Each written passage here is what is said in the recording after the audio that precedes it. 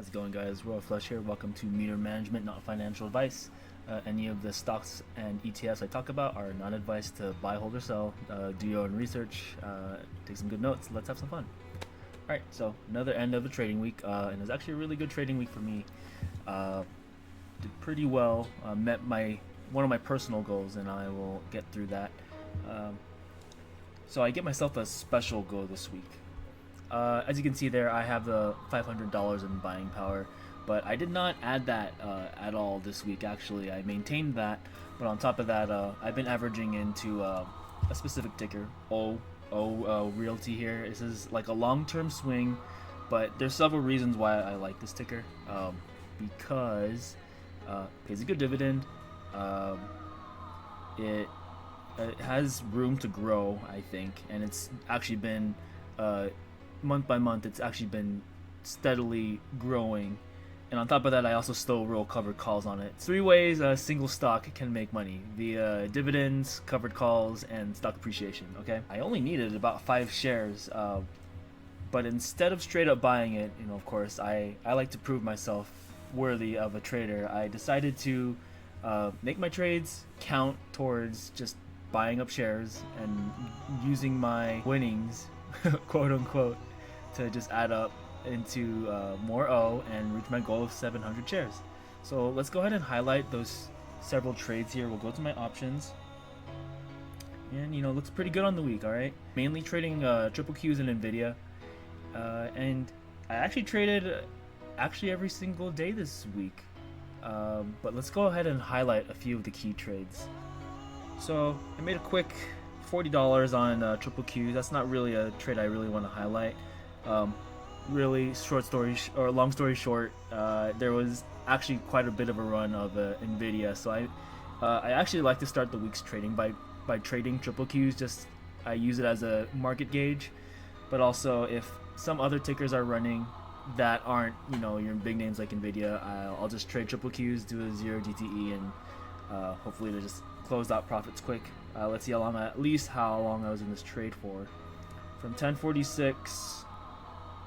Yeah, I was in that trade for a little less than an hour, and I made a quick 40, so not bad, not bad.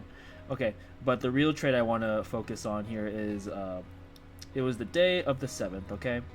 So I actually opened up 2 trades, one on NVIDIA and one on QQQs. As to why I did that, we'll find out. So I opened this one pretty early on. I opened this QQQs one at 650-ish, I think it said. And then this one I opened up at 821, okay?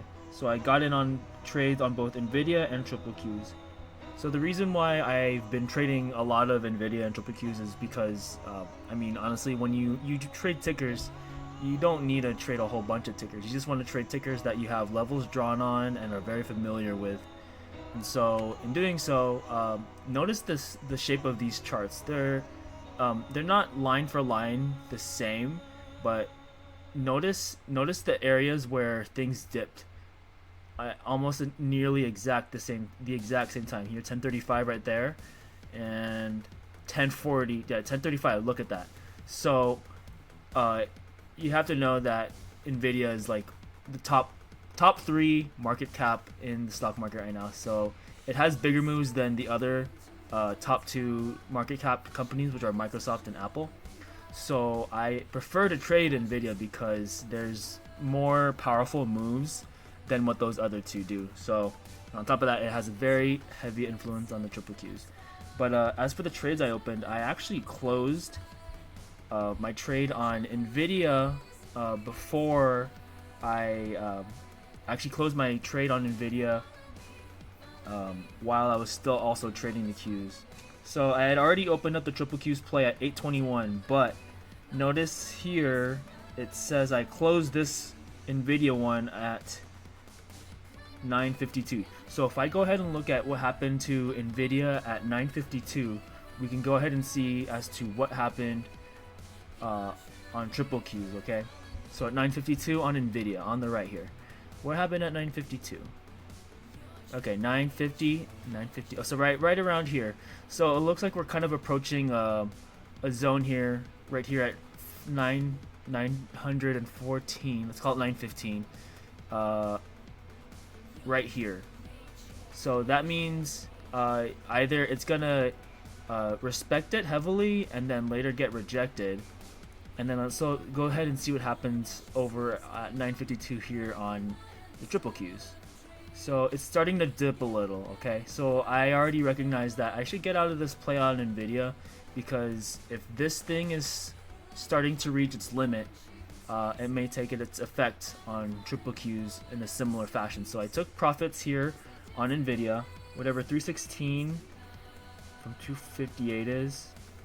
That's about $58, guys. I took profit on my NVIDIA play and put it towards averaging down on triple Qs. So averaging down, it's a little tricky, because you have to take a risk in that if you're averaging down, you're already risking more on a play than you wanted to. But sometimes you have to do it. But sometimes I just tell myself, I'm gonna average down on this. I'm actually looking for the exit, okay? Because if we look closely at my triple Qs here, so I have 5 contracts here at 38, okay? And then when I averaged down on it, I opened up 3 more on triple Qs to make the exit easier. Okay, so if I opened 5 at 3, I'm sorry, if I opened 3 more at 50, we can do some quick math here, and then I can find my new exit as to how much I got out at. So I take the original number of contracts I opened up at $38 and then added in the 3 I opened up at 50. Okay, so that's a total of 8 contracts. So we divide this number by 8. The average of the 8 contracts is 42. Okay, but still I'm only looking for a quick exit. Now let me go ahead and see what I closed this contract at, just so I can collect profit and see how much you got. Okay, still the day of May 7th. Alright, so here, the minus one. I closed this thing up at all 8 of them at 35. Okay, so minus this by 35. Okay, but there's 8 of them. So how much did I get in total? $60. Okay, I believe that was 18%. 18%. Okay, so I collected 2 18% contracts right there. Okay, very nice close. Okay, I opened up this NVIDIA trade really early at 6:35, and then closed this one at 7. Okay, so that was just a little over an hour. You can go ahead and look at the chart real quick just to see what happened with NVIDIA at that time.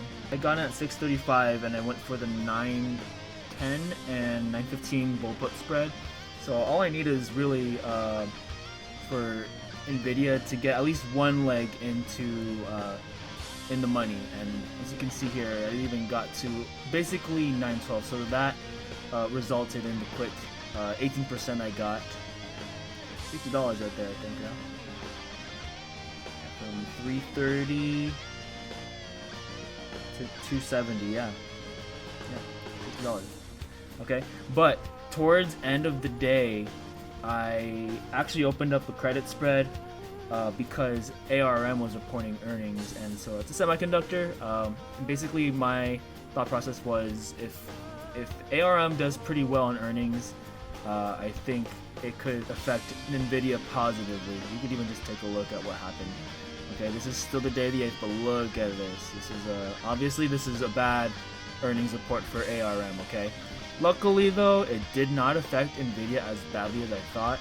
But just to play it on the safe side, I did close out my NVIDIA play here for a loss. Okay, so notice here as the last action on May 8th, I did open up a credit spread right here, but then I opened up this one right here, but then closed it right here.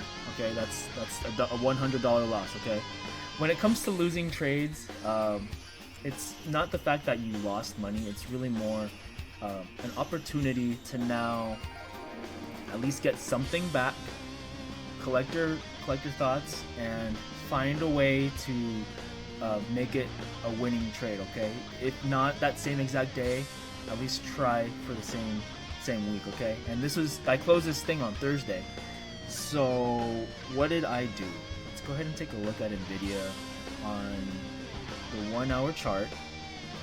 So I closed this thing for a $100 loss. Honestly, my strike prices were a little too far out. I did not like that. So I was just like, all right, let me choose some better strikes and see what the day is going to present to me. All right. So I opened up a credit spread on the 9th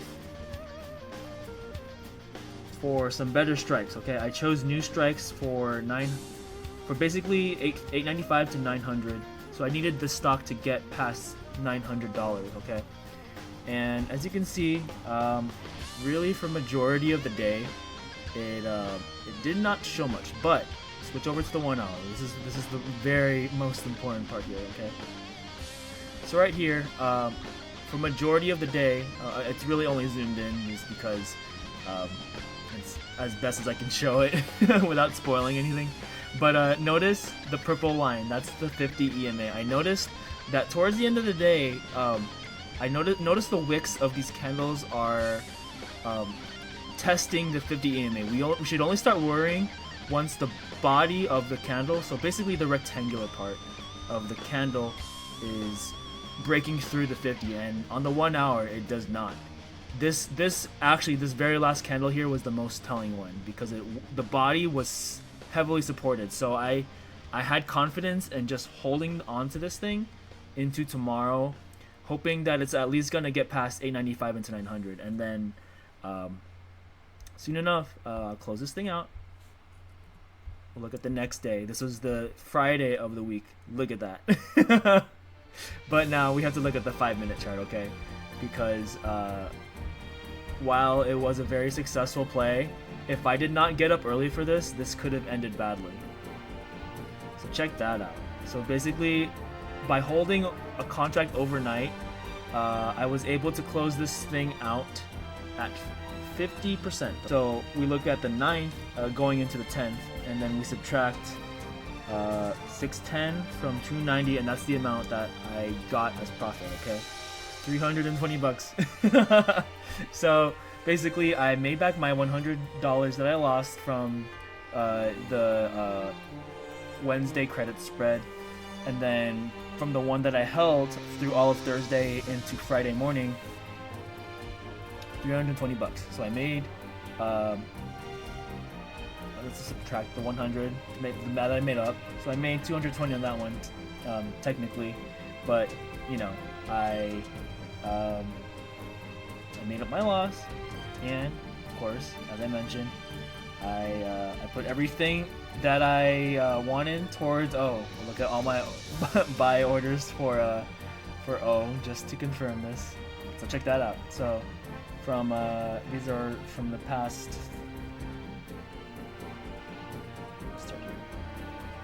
So check that out. All of my winning orders. Sorry.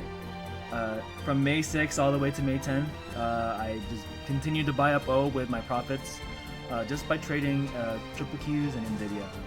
And just to top it all off there, that's a covered call there, so I did make an additional $30 by fulfilling the minimum requirement for allowing covered calls, which is having another 100 shares. So $30, and I made sure that that covered call was above my cost basis. What's my cost basis? So as long as you sell a covered call above your cost basis at a safe strike price, it's kind of a win-win because you're safe from saying you sold below your cost basis, and on top of that, you potentially don't have to sell at 50. I don't have to sell at 57.50, but if it does get there and by expiration, then I would have to sell the shares, 100 shares of it at that price. But still, that'd be profit on top of all things, all said and done.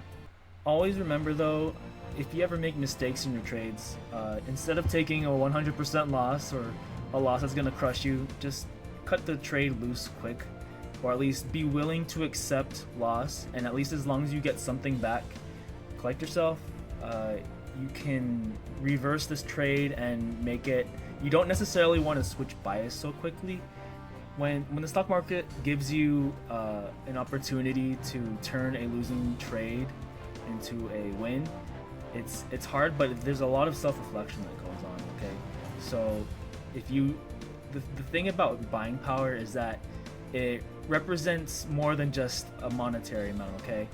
It's kind of like a life bar, but it's also like a resource bar, because with it, you need buying power to be able to make actions in trading, okay?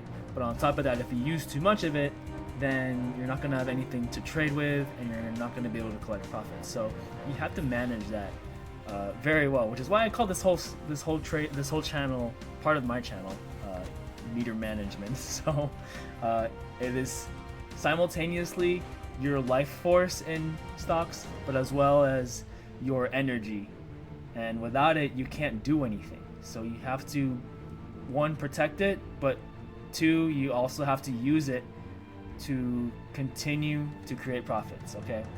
So, you know, this is why we look over our trades.